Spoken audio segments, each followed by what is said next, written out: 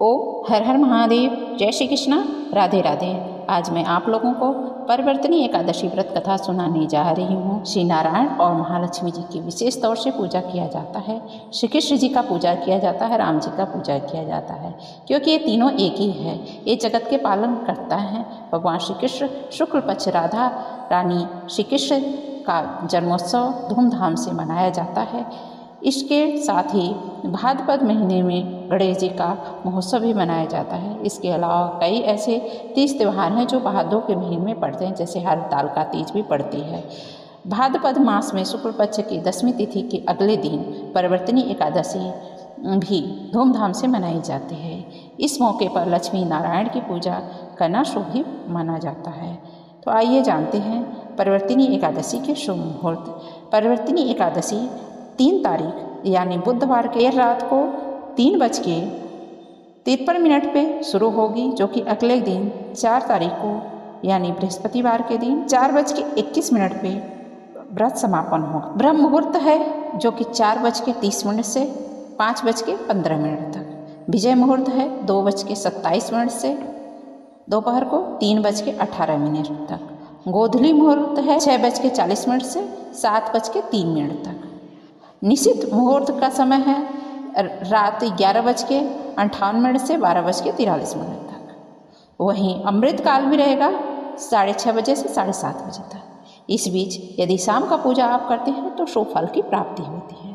परिवर्तनी एकादशी व्रत जगत के पालनकर्ता भगवान विष्णु को समर्पित है। इस दिन विशेषतर लक्ष्मी नारायण पूजा किया जाता है। इस व्रत को करने से लक्ष्मी और नारायण अपने भक्तों पर कृपा बरसाते हैं। इस दिन दान पूर्ण विशेष ही महत्व माना जाता है। पर्वती एकादशी के मौके पर अनाज भोजन देना बेहद ही शुभ माना जाता है। जरूरतमंद को दान देना चाहिए। धन धान जो भी आपके पास है वो दें तो धन धान की कभी कमी नहीं रहती है। पर्वतिनी एकादशी के दिन पीले रंग के वस्त्र, गोदान, कपड़े जो भी आपके पास है, मौसमी फल, वो सब चढ़ा के दान करना चाहिए। तिल का दान करना चाहिए। तिल का दान एकादशी के दिन करने शनि देव 7.5 होती है, उससे छुटकारा मिल जाता है।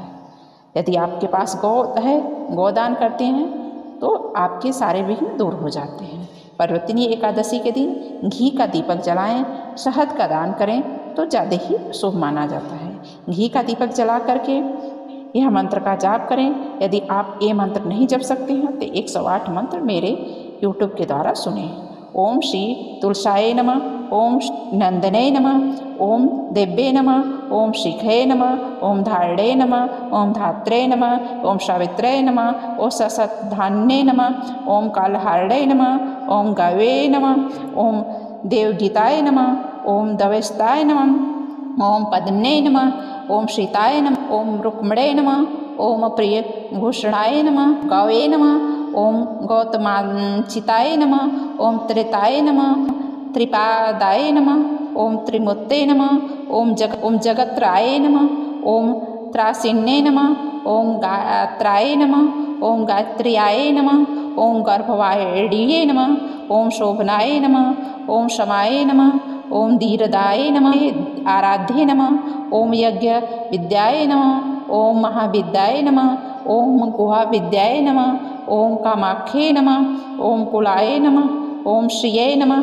ओम भूमे नमः, ओम भवित्रये नमः, ओम सावित्र्ये नमः, ओम सर्ववेद विदाम्बराय नमः, ओम शंख्ये नमः, ओम चक्रिणे नमः, ओम चारिणे नमः, ओम चपले छड़ाय नमः, ओम पीताम्बराय नमः, ओम प्रोत सोमाय नमः, ओम शौसाराय नमः, ओम अक्षय नमः, ओम अंबिकाय नमः, ओम सरस्वते नमः, ओम शंसराय नमः, ओम सर्वदैत्ये नमः, ओम विश्वासराय नमः, ओम सुगंधये नमः, ओम सुवासनाय नमः, ओम वरदाय नमः, ओम श्रोत्रणे, ओम प्रभाय नमः, ओम सारस्ये नमः, ओम चंद्रभागाय नमः, ओम यमुनाप्रीताय नमः, ओम कावेरे नमः, ओम मणिकर्णिकाय नमः, ओम अचित्ते नमः, ओम स्थायित्वे नमः, ओम धनप्रदाय नमः, ओम धनमते नमः, ओम सोमा मानसाय नमः, ओम सुचित्ते नमः,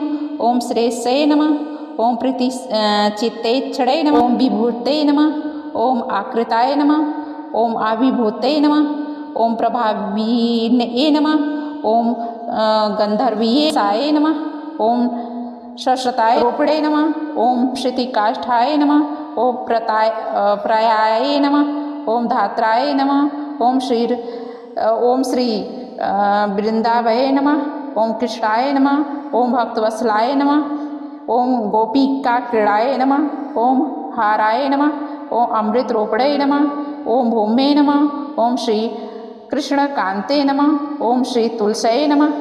ऐसे करके तुलसी जी का और महालक्ष्मी विष्णु जी का जाप करें। फिर उसके बाद में कथा सुने।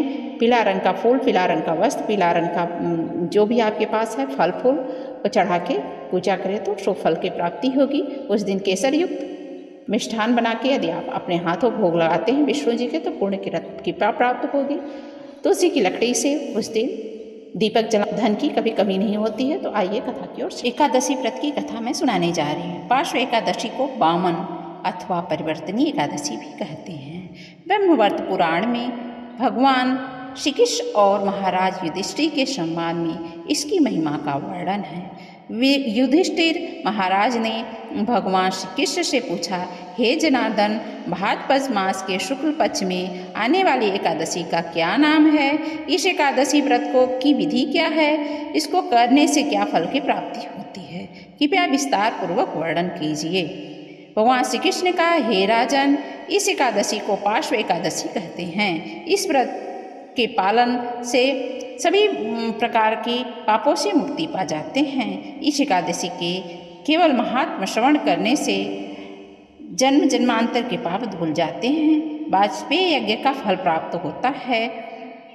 इस एकादशी को जयंती एकादशी भी कहते हैं। इस दिन भगवान वामन देव की उपासना करनी चाहिए, जिससे व्यक्ति को आध्यात्मिक जगत की प्राप्ति होती है। इस एकादशी के दिन भगवान मधुसूदन अपने बाएं से दाएं करवट लेते हैं, इसलिए इस एकादशी को पार्श्व एकादशी भी कहा जाता है। युधिष्ठिर महाराज ने पूछा, हे जनार्दन, कुछ प्रश्नों का समाधान करें। हे देवेश्वर, आप कैसे सोते हैं? किस प्रकार से करवट लेते हैं? चतुर्मास का पालन किस प्रकार से करना चाहिए?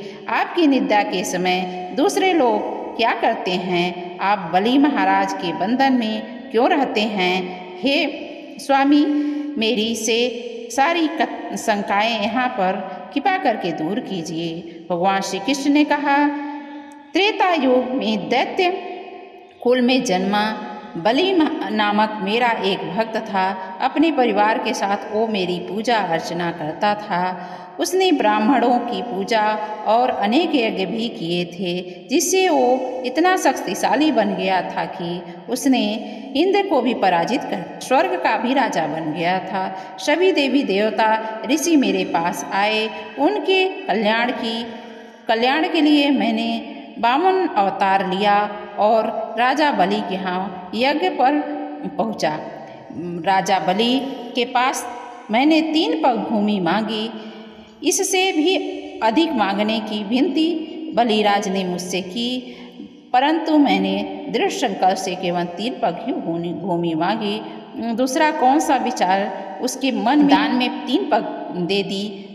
तत्काल मैंने महाकाय रूप धारण किया, जिसके एक पग में सप्त पाताल और दूसरे पग में आकाश तथा 7 लोक को लिया और तीसरे पग रखते ही जगह मांगी। तीसरी पग के रूप में नम्रतापूर्वक बलि ने अपना मस्तक आगे किया। उसके नतमस्तक से प्रसन्न होकर नित्य उसके साथ रहने का मैंने आशीर्वाद दिया। उसी एकादशी के दिन वामन के विग्रह की स्थापना महाबली के निवास पर हुई। मेरा दूसरा विग्रह क्षीर सागर में अनंत शेष पर स्थापना करते हैं। शयन एकादशी से उत्थान एकादशी तक मैं निद्रावस्था में रहता हूँ। इस 4 महीने में एक को मेरी विशेष पूजा करनी चाहिए। चतुर्मास में आने वाली सभी एकादशी का एक एक दृढ़तापूर्वक पालन करना चाहिए। इस एकादशी का पालन करने से सहस्त्र अश्वमेघ फल की प्राप्ति होती है। इस दिन ब्रह्मचर्य का पालन करना चाहिए। झूठी निंदा किसी की नहीं करनी चाहिए। सत्य वचन बोलना चाहिए, सत्य कार्य करना चाहिए, किसी की बुराई नहीं करनी चाहिए। यदि आप संपूर्ण होकर विष्णु भगवान का यह व्रत करते हैं तो शुभ फल की प्राप्ति होती है। एक दिन पहले से लहसुन प्याज त्याग कर देना चाहिए, चावल त्याग कर देना चाहिए और एक दिन बाद तक लहसुन प्याज नहीं खाना। यह हमारी कथा आपको सुन के कैसी लगी? यदि आपको यह कथा अच्छी लगी हो तो कृपया करके लाइक करिए, सब्सक्राइब करिए, शेयर करिए, बेल आइकन को प्रेस कर दीजिए जिससे सारी नोटिफिकेशन आपके पास जाती रहे। जय श्री कृष्णा, राधे राधे। ओम हर हर महादेव लिखना न भूलें। ओम हर हर महादेव।